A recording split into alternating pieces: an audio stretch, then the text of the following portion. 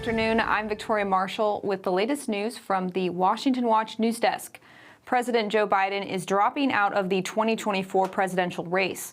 According to a statement he shared on X on Sunday, Biden wrote, quote, "It has been the greatest honor of my life to serve you as president. And while it has been my intention to seek re-election, I believe it is in the best interest of my party and the country for me to stand down and to focus solely on fulfilling my duties as president for the remainder of my term." In a separate post to X, Biden endorsed Vice President Kamala Harris for his party's nomination, writing, "Today, I want to offer my full support and endorsement for Kamala to be the nominee of our party this year. Democrats, it's time to come together and beat Trump." Biden's dropout is a culmination of a 3-week pressure campaign by top Democrats and donors that started after his disastrous debate against former President Donald Trump. According to sources familiar with Biden's decision, top advisors presented Biden with dismal poll numbers, showing his chances of beating Trump were slim. Here's what happened this weekend in Rehoboth Beach. The president, of course, still battling COVID, still isolating at his family home, summoning his two closest aides, Donald and Ricchetti. They were there for him in 2016 when he decided not to run. They were there again in 2019 when he decided to jump into that campaign. They are his closest advisors, and then they presented him Saturday morning with new information. As we reported exclusively, new battleground state polls that show the president down in all 7 battlegrounds, and also support really slipping in places that Democrats have won now for cycles. Virginia, New Mexico, Colorado, all of those now in jeopardy. Conservative commentators are criticizing Democrats for pushing Biden out after the Democratic Party primaries have already been conducted. Here's what Fox News' Jesse Waters had to say. Why is it in the best interest of your country for you to leave, Joe? Well, we know the answer, but why don't you tell us? Is it because the last 4 years have been a disaster? Is it because you're mentally unfit? Or is it because you were pushed out in a bloodless coup? I want to hear him say it. Because if later in the week he says, "I'm not running because I can't win," that's not how we do things. Democrats don't get to push candidates through the primary. Millions of Americans vote for them. And if it doesn't look like they can win, rich guys at the convention pick somebody else. That's not what we do in the United States. Following Biden's announcement, donations started to pour into Vice President Kamala Harris's presidential campaign. On Monday, her campaign said that it received $49.6 million in grassroots donations. Biden's re-election campaign officially changed its Federal Election Commission committee name to Harris for President after the president's withdrawal. Biden's almost $96 million in campaign finances were also transferred to be under Harris's name on Sunday. And in Capitol Hill news, Secret Service Director Kimberly Cheadle testified before the House Oversight Committee today about her agency's failure to adequately protect former President Trump from a shooter last Saturday. The assassination attempt of former President Donald Trump on July 13th is the most significant operational failure of the Secret Service in decades, and I am keeping him and his family in my thoughts. Cheadle repeatedly refused to answer questions and go into details at the hearing, frustrating members. Have you talked to the counter sniper who took the shot that took out the bad guy? Yes, I have. And can you tell us about that conversation? I would not want to reveal conversations that I've had with my employees. But that's exactly the kind of information the American people want to know. American people who pay your salary. I understand this is an ongoing investigation. And Who's all doing the investigating at Secret Service? I know the Inspector General, but is there also an internal investigation in addition to the Inspector General? We are conducting a mission assurance investigation internally, yes.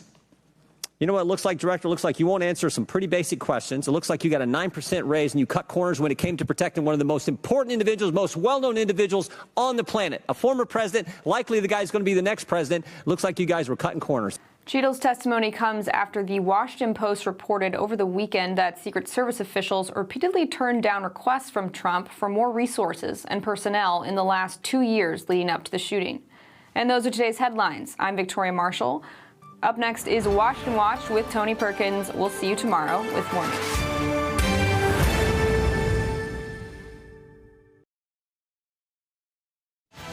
From the heart of our nation's capital in Washington, D.C., bringing compelling interviews, insightful analysis, taking you beyond the headlines and sound bites into conversations with our nation's leaders and newsmakers, all from a biblical worldview.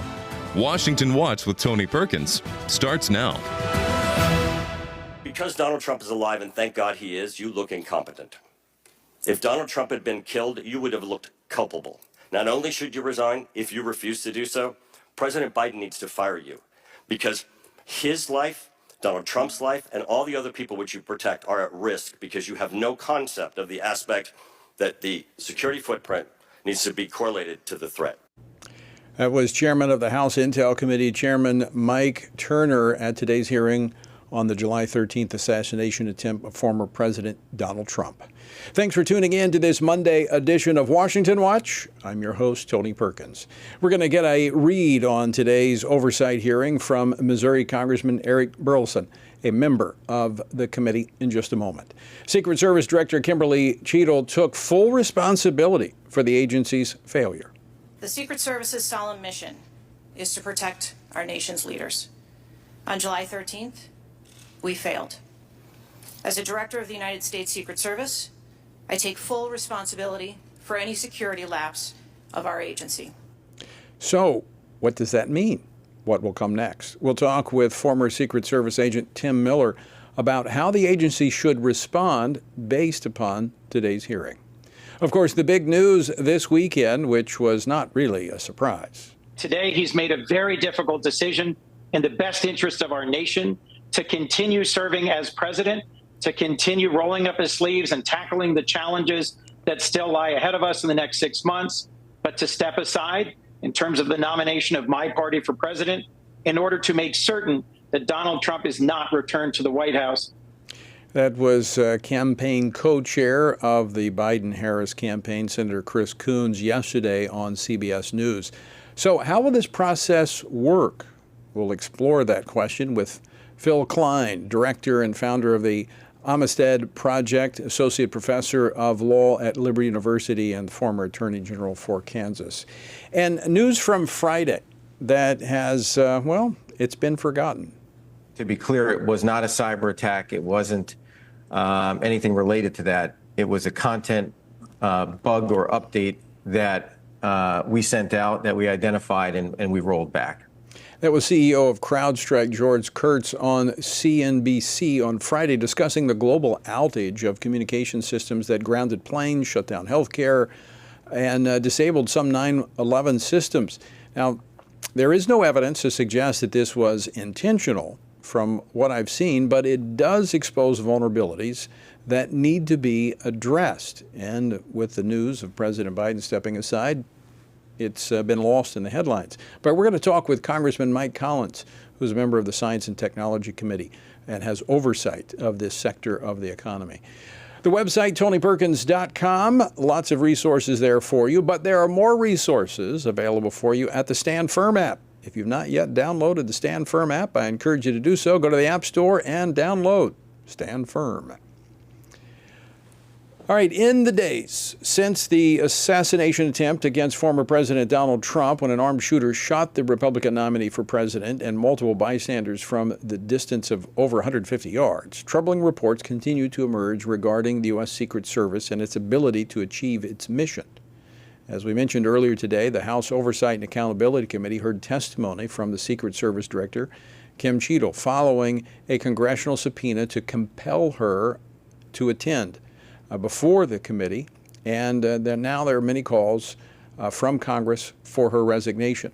So what did we learn from today's hearing? Joining me now to discuss this is Congressman Eric Burleson. He serves on the House Oversight and Accountability Committee, the Transportation and Infrastructure Committee, and the Committee on Education and the Workforce. He represents the 7th Congressional District of Missouri.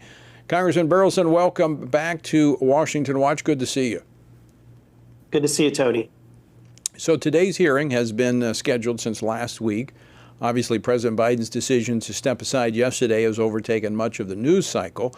Your thoughts first on the president stepping aside and how that's become the focus of the news.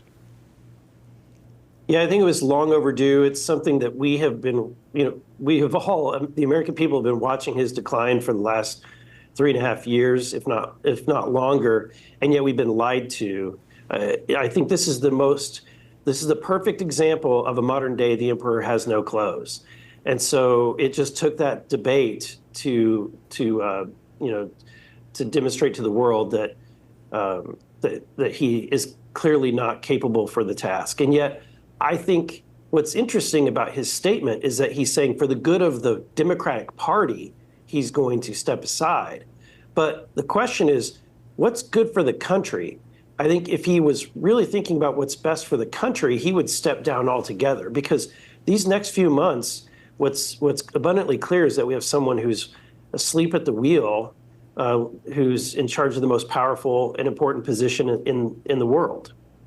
Yeah, I do think that's something to be concerned about. I think this puts us in a very vulnerable state when you consider, this is July, elections November, the next administration does not come in till January. So certainly there's something to be praying about here for folks and for Congress to be looking into.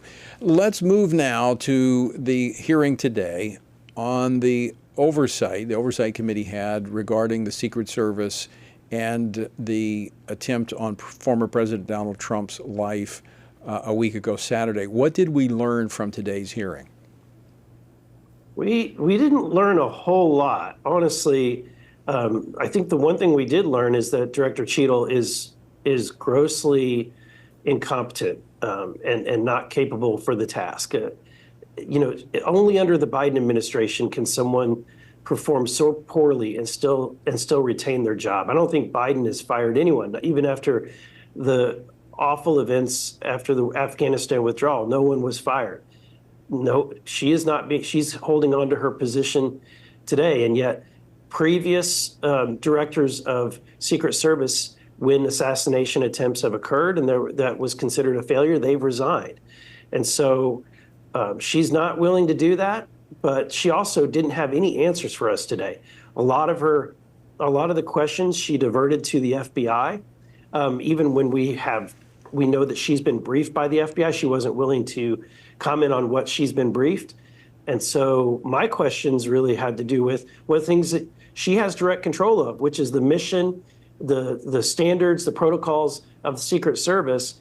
And she did admit that there was a failure in their mission, and it was likely because of operational or communication failures. But she won't give us any details. That has to be very frustrating as a member of Congress, and this is a constitutional duty of Congress to have oversight of these federal agencies. And they come in, and I see this, you see it, I see it. They come in and they never answer questions. They refuse to answer these questions. How do you compel them to answer the questions that Congress needs answers so that they can do their job? Yeah, Tony, I think until Congress starts flexing its muscles and using the power of the purse, doing things like implementing the Holman Rule, which is a provision that allows us to zero out somebody's salary, eliminating the appropriations for people's security clearances once they've retired. Unless we start taking some actions on people who have abused their power, abused their position, I think we're going to continue to see blatant disregard for the rule of law and for any elected office holders. I think you're absolutely right. The power that the Congress has is the power of the purse. They are the ones who approve the budget. They put the budget together. Obviously, the president signs it, but they're the ones that control it. And, I think these agencies, when they refuse to answer questions, you should start for every question not answered. Well, that's $50 million out of your budget, and just start, chipping away at their budgets. That'd be one way to reduce federal spending. Yeah, absolutely. Look, we rewarded the FBI with a new headquarters after all of this that they've done to the American people, to Catholics, to parents who protest at public school meetings, and how they spied on the president. But yet we rewarded them with the new FBI headquarters. Sadly, this Congress, unfortunately, this makeup is not interested in using its power of the purse to rein in the bureaucratic swamp here in D.C. Congressman Burleson, she admitted that she was, the agency failed and she was responsible, which, I have to commend her for doing that. But as you pointed out, in previous cases, the Secret Service directors have resigned. There have been multiple calls for her to resign. She has said that she is not. Why do you think that is? Any indications from today's hearing? Yeah, I think because she's working under the Biden administration. The other thing I'm wondering is she waiting for a particular time frame? Because she said that repeatedly she's been here 29 years. Well, maybe it's 30 years is the mark that she's looking for before she retires. I don't know what the answer is, but ultimately the Biden administration doesn't hold anybody accountable. In his administration, the inmates run the prison. And so why would she do anything? Because at the end of the day, she's not accountable to anyone. What's frustrating to me is she can say all these words like the buck stops here and that I take full responsibility, but those are just words. She's not actually taking responsibility and doing anything, in response to this failure of the mission of her agency. Now, there has been credible reports. There have been credible reports that the Trump detail repeatedly made requests for more resources that were denied. Now, this contradicts Director Cheadle's remarks.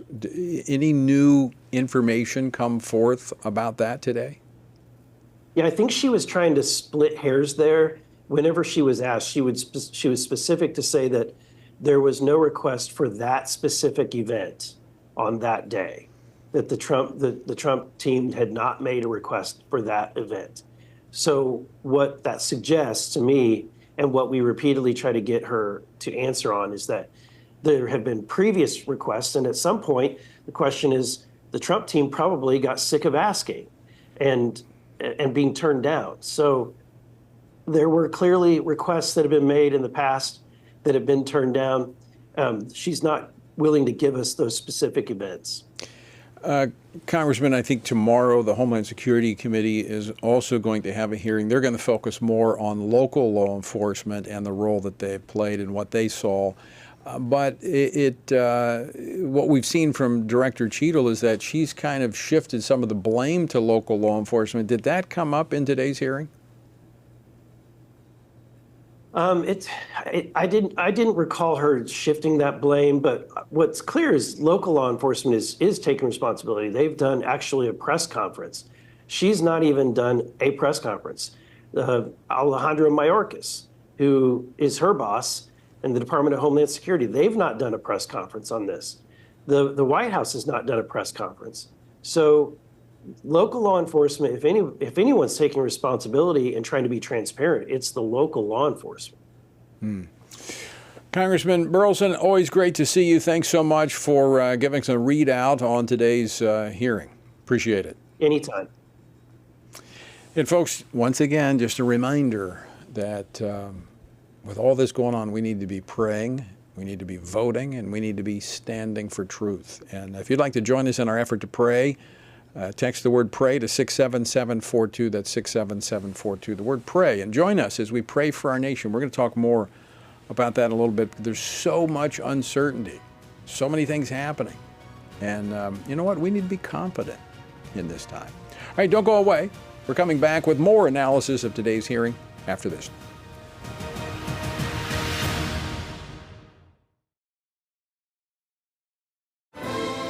Join us October 3rd through the 6th as we gather with spiritually active, governance-engaged conservatives from across America at the Pray, Vote, Stand Summit in Washington, D.C.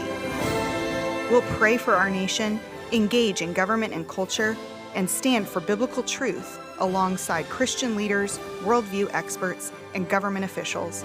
We'll discuss important issues like the sanctity of life, religious freedom, protecting students, strengthening families, praying for our nation, and how you can impact America's future from a biblical worldview. Our nation stands at a critical juncture, and we must ensure that the issues impacting faith, family, and freedom are understood and advanced. Register by July 31st and receive a $70 discount off admission. Register now at prayvotestand.org. That's prayvotestand.org. Hello, Ron Jody Highs, president of FRC Action. Here in America, we thank God for the right to vote, and we can all agree on the importance of this upcoming election. Many of us want to support candidates who share our values, but we're not comfortable supporting the big national political organizations. Well, we have a solution for supporting candidates through FRC Action's Faith, Family, and Freedom Fund. Being a super PAC, it allows for unlimited individual and corporate donations, so we can endorse and fund campaigns for people who share our values. By giving to this fund, we're able to pull all of our contributions together and support and endorse like-minded candidates. That's how we move the needle. So let's be the best stewards possible and get the most out of our political contributions by uniting our efforts. For more information or to contribute, visit faithfamilyfreedomfund.org. Thank you so much, and God bless you.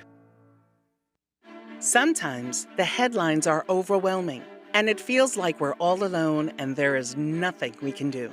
That is exactly what the enemy wants us to believe. Reading through the Bible, there are many things that are counterintuitive. One of them is that God never uses a majority. It is always a minority devoted to the truth. Here at Family Research Council, we are grateful to stand side by side with other believers for the truth. And as a result, God is making a difference. When you partner with us, you are joining with Christians around the nation in standing together for the truth of God's Word, supplying pastors and parents and school boards with training and resources to stand up against the indoctrination of our children. Together, with God's help, we can preserve freedom for the next generation. Go to frc.org and become a stand member today.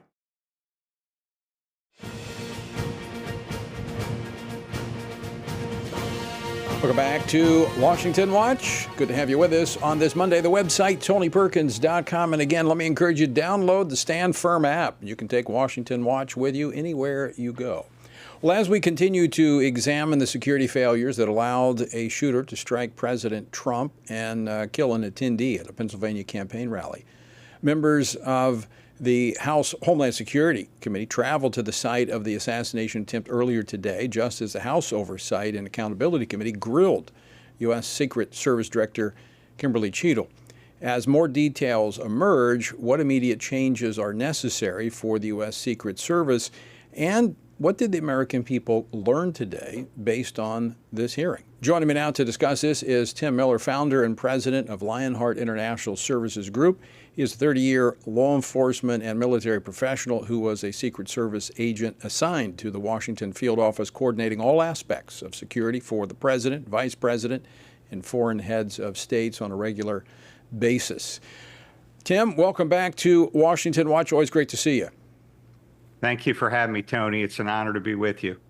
So we spoke last week as we, were in the wake of the assassination attempt, and I said I wanted to get you back on after the hearing. There's going to be a series of hearings this week, but based on this one today in the House Oversight and Accountability Committee, what did the American people learn?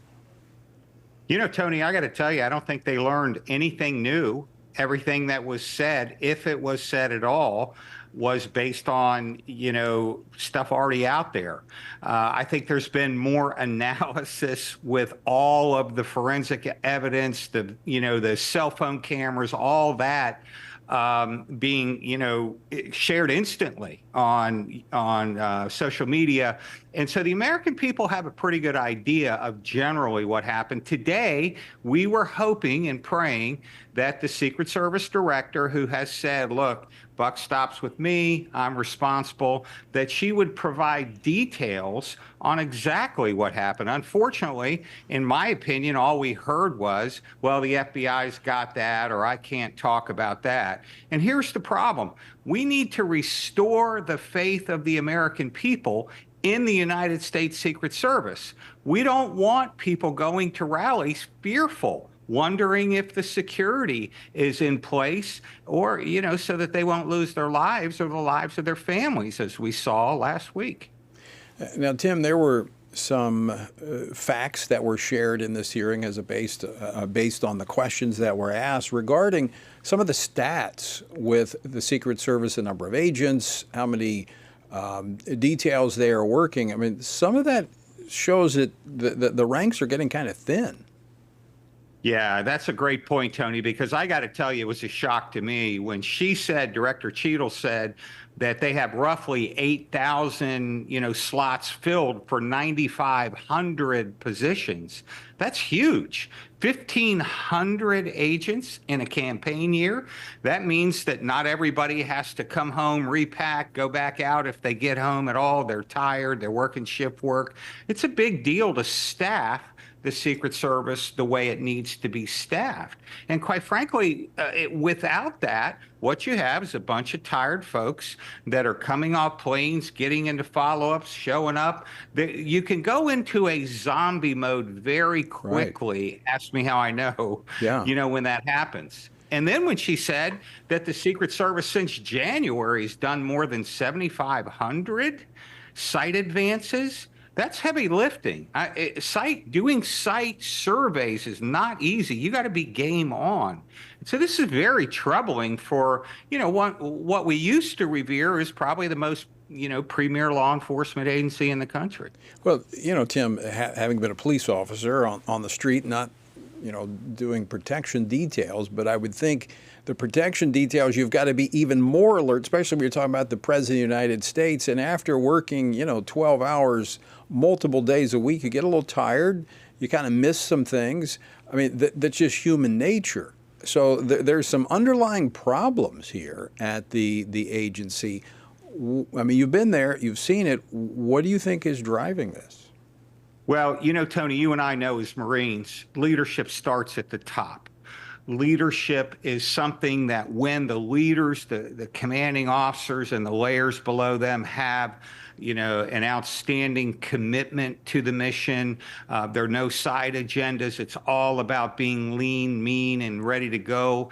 And, we've kind of lost sight of that in the Secret Service. And that may work in corporate America to have certain classes of people there. The problem is you don't want just anybody around the president or the protectees of the United States Secret Service. You want the strongest, fastest, smartest. And let me say this is not a female bash, because I've worked with females as a police officer, as a Marine, and as a Secret Service agent that were more than capable.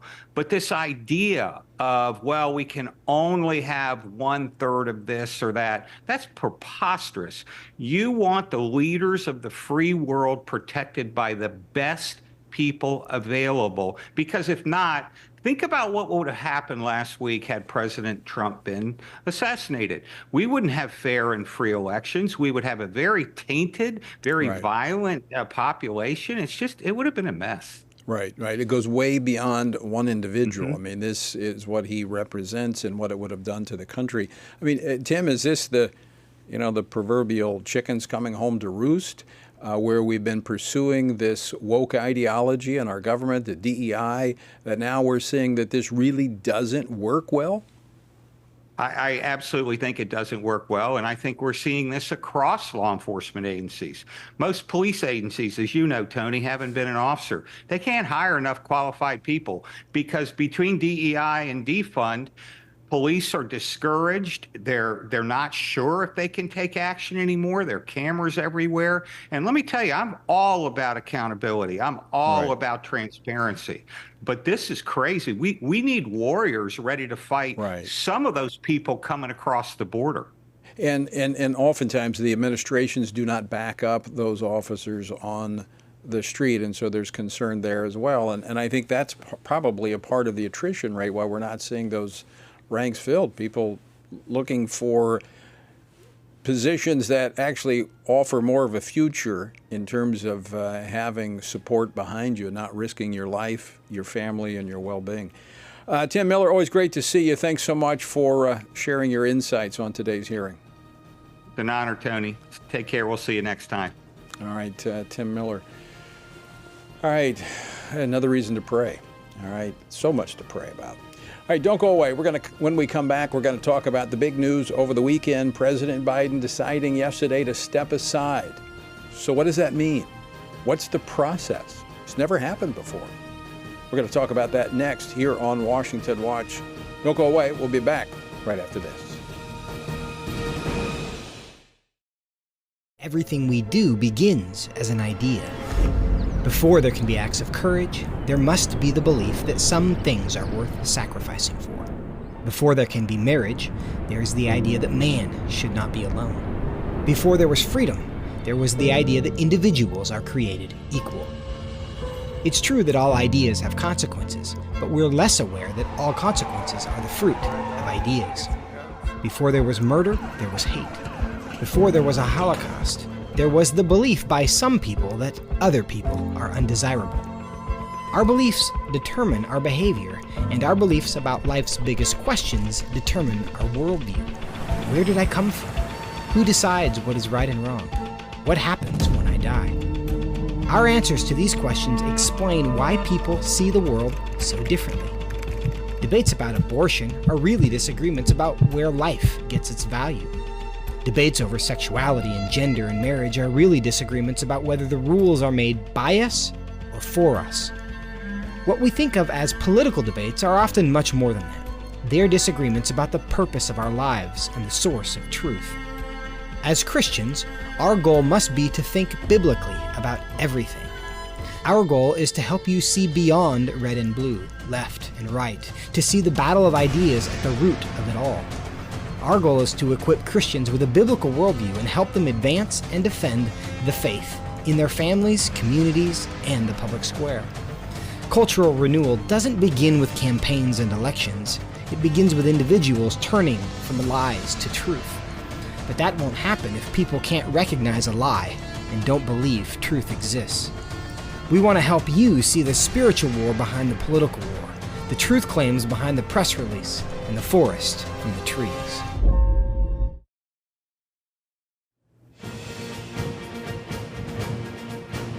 Welcome back to Washington Watch. Good to have you with us on this Monday. The website is TonyPerkins.com. And by the way, if you've not yet downloaded the Stand Firm app, I encourage you to do that. Not only will you have Washington Watch, you'll have the daily Stand on the Word devotional and the news feed from the Washington Stand. You can find it in the App Store, Stand Firm.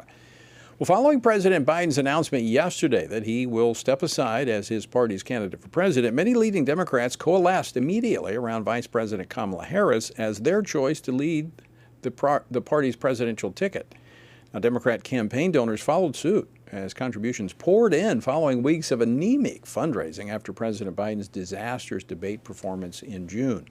Now, the campaign situation it's unprecedented. This has not happened in modern presidential history. So what is the way forward?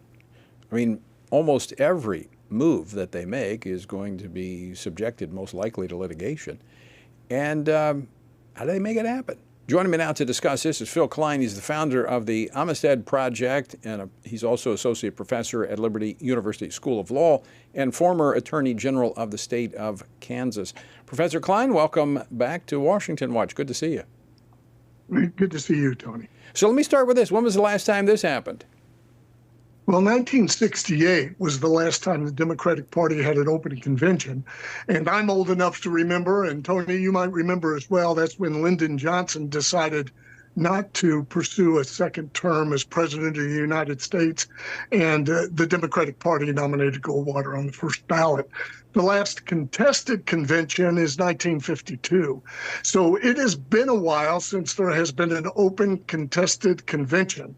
I'm not sure if that's going to happen this time. As you mentioned, many of those who are rumored as potential candidates have already endorsed Vice President Harris. So I'm not sure how open that convention is actually going to be. So let's talk a little bit about the legal issues. As President Biden already on the ballot, primaries in the various states that were held, he received the proper amount of votes to receive the nomination. What happens from here? Well, there are some state laws that might interfere with the Democrat Party's efforts to place somebody else out on the ticket. Laws dealing with timing. For example, the state of Ohio initially had a law that required the naming of the party's nominee prior to the Democrat convention. And what the Democratic Party was able to do is get Ohio legislators to pass an amendment to date that requirement after the convention. So There are a few laws relating to timing and names on the ballot, but I don't believe those will be much of an obstacle because generally, in the past, now that's changing somewhat, Tony, but in the past, our state legislatures believe that the parties ought to be able to control their own process to name their own nominees. And so state law is rather generous in that regard, and I believe it will continue to be. Now, campaign finance laws are a little bit different. Federal campaign finance laws, which just as a personal aside, I don't think do much. Money in politics is like water. It's going to flow, and it's going to find a way to get to the candidate.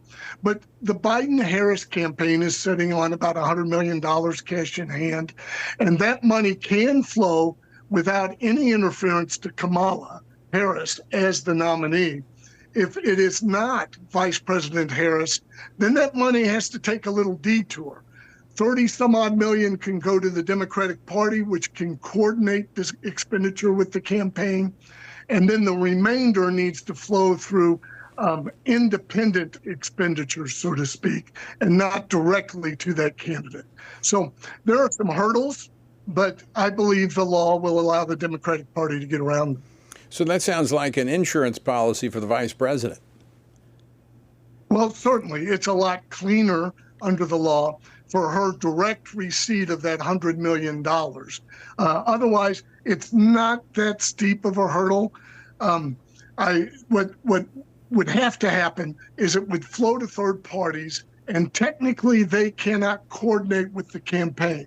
So they can't sit down and design ads together, but they could expend all of that money, essentially in support of the Harris candidacy. Well, clearly this is going to be, it already has been, and will be an extremely interesting election cycle.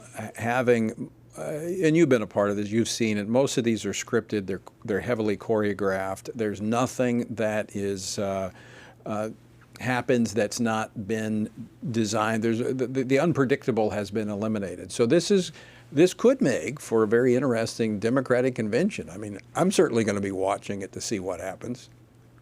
It is going to be very interesting, and it's also going to be interesting to see how the Democrat Party deals with their enshrining President Biden as a hero of the left, essentially adopting his policies, when those policies are one of the reasons that he is behind President Trump.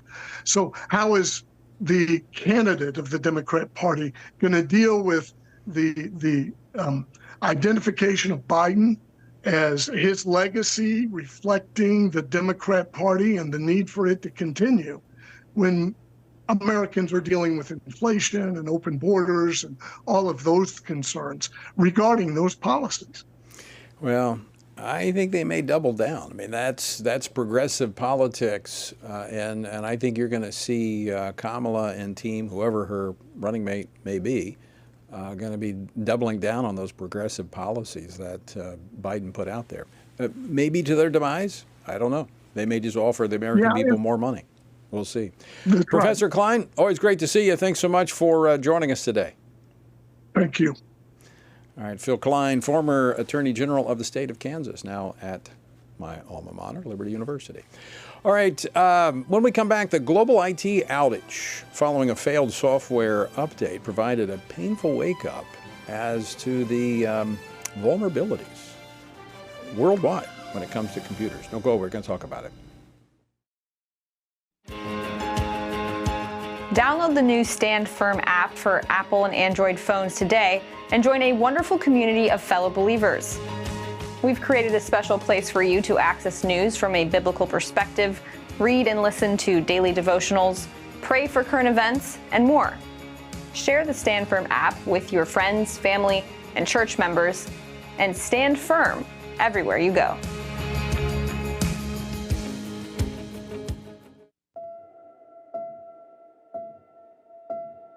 All of us are born with the desire to find truth and meaning. Where did I come from? What happens when I die? While our answers to these questions may divide us, we are united in our need for the freedom to answer life's biggest questions and make life's biggest decisions for ourselves. That's why religious freedom matters for everyone. Religious freedom matters because the powerful have long wanted to control those who are less powerful. Religious freedom matters because the freedom of those who are different is often threatened by those who believe different is dangerous. At the Center for Religious Liberty at Family Research Council, we promote religious freedom for everyone because the only alternative is religious freedom for no one. We encourage Americans and the American government to engage and advocate for the persecuted, and they do. We work every day to bring good news to the afflicted, to proclaim liberty to captives and freedom to prisoners. We do it because that's what Jesus does. We work to give freedom to others because we ourselves have been set free.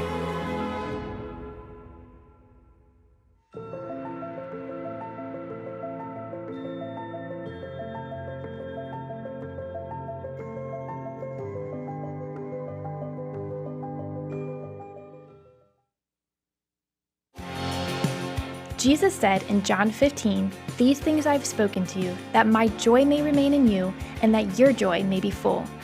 In 2024, in these divided and uncertain times, how can this be possible? By abiding in Him through His Word. At Family Research Council, we want to help you do that, which is the reason for the Stand on the Word Bible reading plan. In just 10 to 15 minutes each day, you will have read the entire Bible in just 2 years. But more importantly, you will be abiding in Him daily. Find our Bible reading plan at frc.org/Bible. And join Tony Perkins each weekday for a 10-minute devotional inspired by the daily reading and designed to encourage you on this journey through the Bible. Listen on Apple Podcast, Spotify, and YouTube. And remember, the grass withers and the flower fades, but the word of our God will stand forever.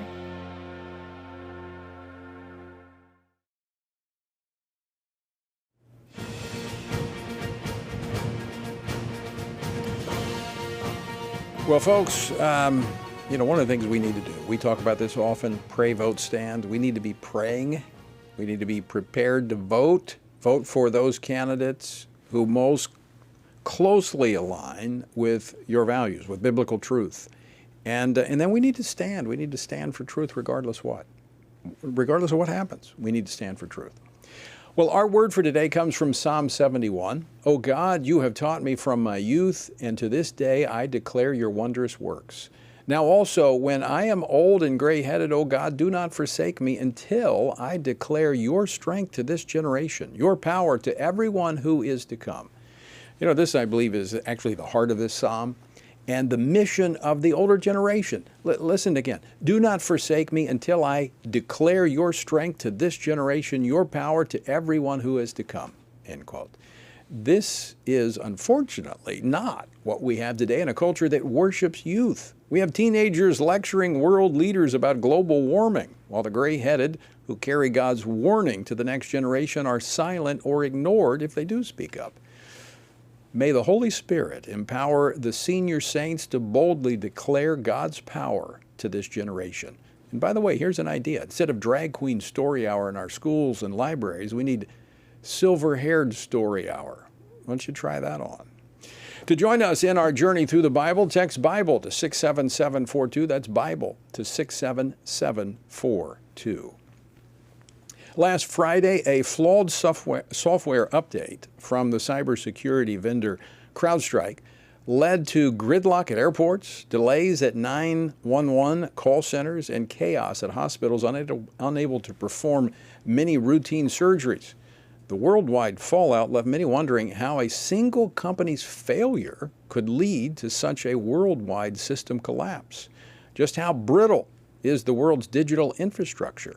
And if an unintentional mistake could lead to such damage, what havoc could bad actors create with deliberate sabotage? Join me now to discuss this, Congressman Mike Collins. He serves on the House Committee on Science, Space, and Technology, the Committee on Transportation and Infrastructure, and the Committee on Natural Resources. He represents Georgia's 10th Congressional District. Congressman Collins, welcome back to Washington Watch.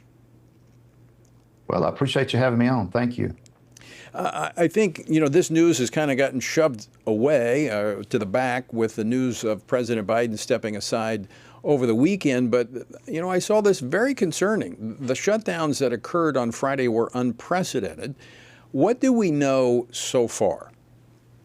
Well, Tony, I think you were hitting the nail on the head in so many different ways when you were going over your text and your Bible verse there. We have gotten away from an agenda of hard work, personal responsibility, even gotten away from hiring people that are qualified to work. And we've gone more towards an introspective, everything is about me. So you've got a lot of remote work going on now.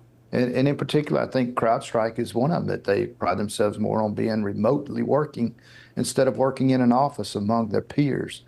But we have seen time and time again, not just CrowdStrike, but with other industries that are more focused on DEI and ESG, therefore checking a box and trying to fill positions of something other than what they know or what their abilities are to do the job, and that's where you're seeing all these problems at.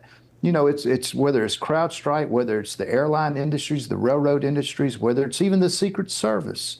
We have got to get back to hiring people that are qualified to do the job, and not this DEI to just fill some sort of social agenda that this administration has obviously been pushing. Yeah, I think that clearly is coming to the forefront with the Secret Service. In fact, we were talking about that earlier in the program.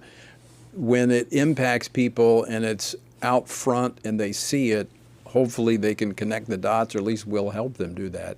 Now, these outages reportedly were not caused by a cyber attack. The CEO of CrowdStrike said, "Hey, it was a faulty update, so that created this failure. Taking responsibility for it, apologize for it."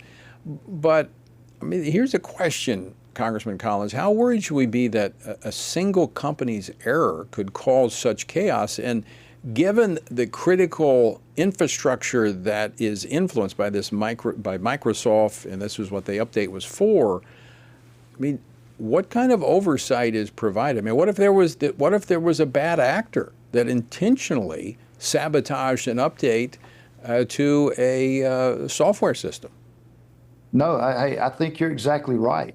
When you have these big tech companies that have forged a monopoly on so much of our business aspect, that it is time that we take a hard look at just how vulnerable the business sector in general is, and how much reliability we have on just very few companies, if not in particular just one company, and how much that company, Microsoft, has over being able to just shut down our country at any given time. Because you're right, all it takes is one bad actor to come in and not just an update, but maybe sabotage an update. Right. And you cripple the country.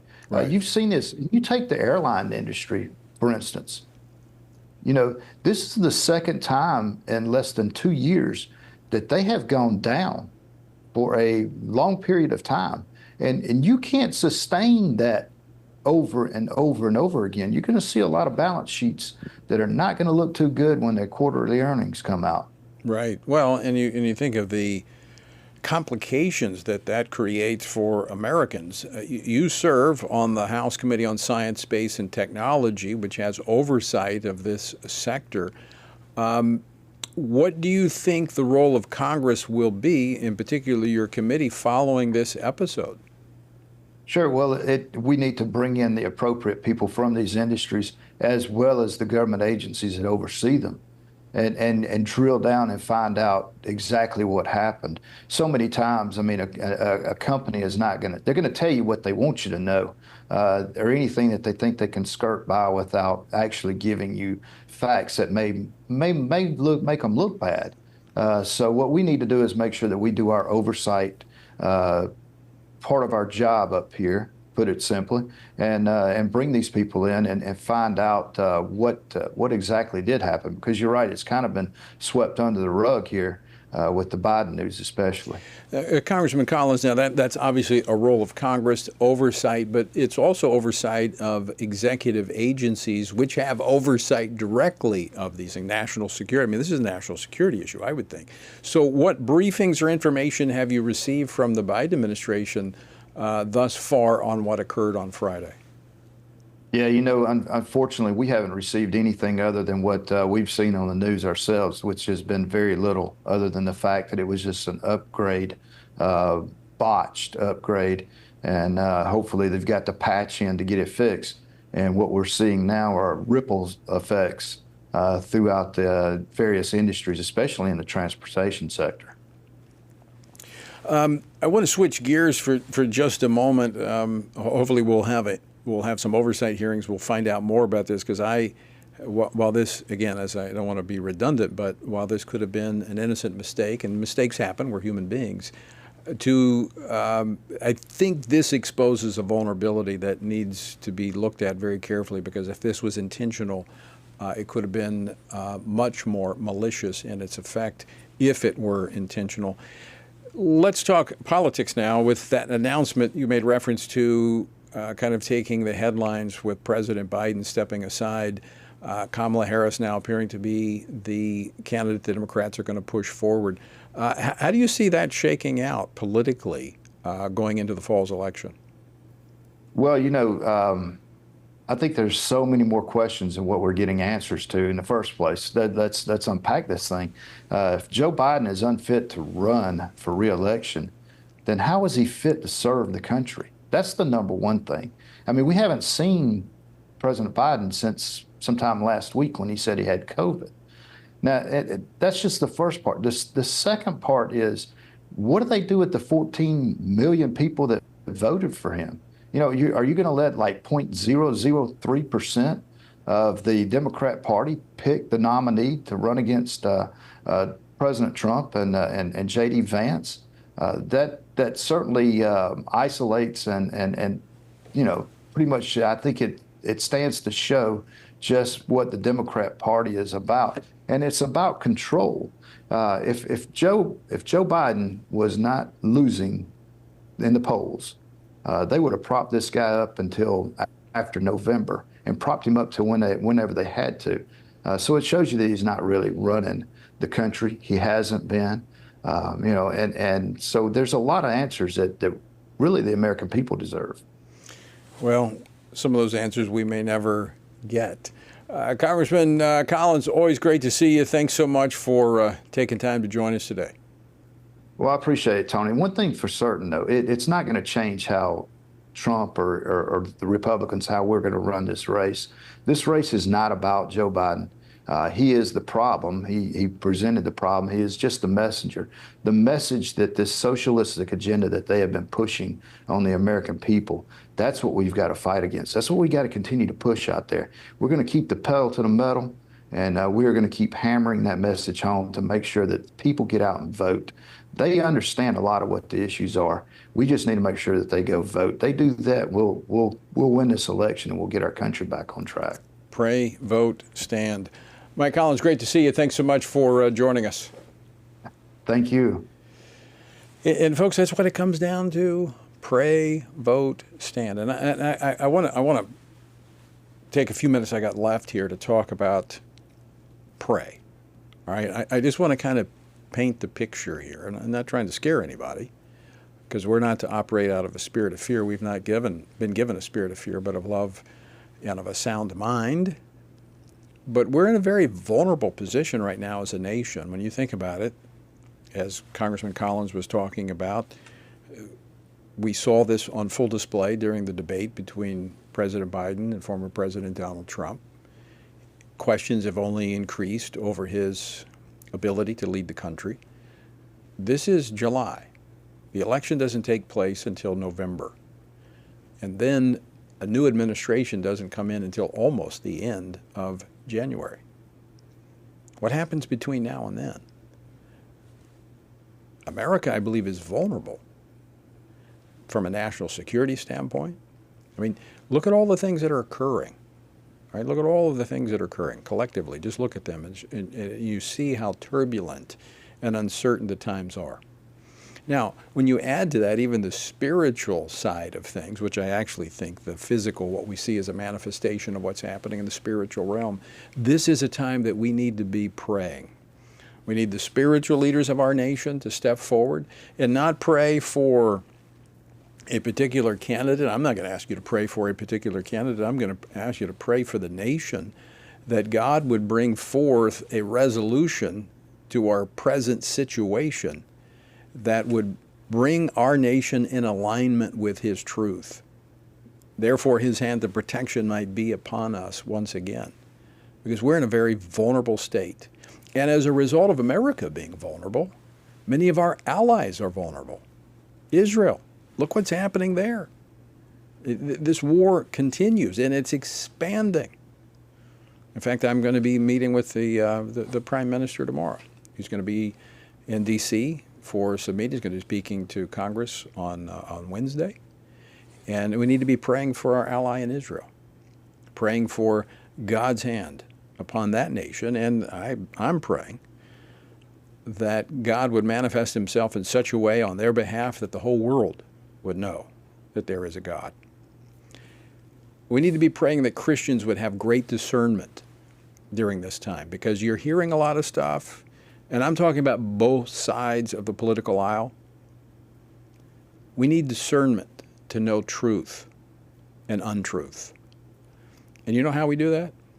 We evaluate it according to God's truth, to the Word of God, which is truth. Jesus said, I am the way, the truth, and the life. No man comes to the Father but by me.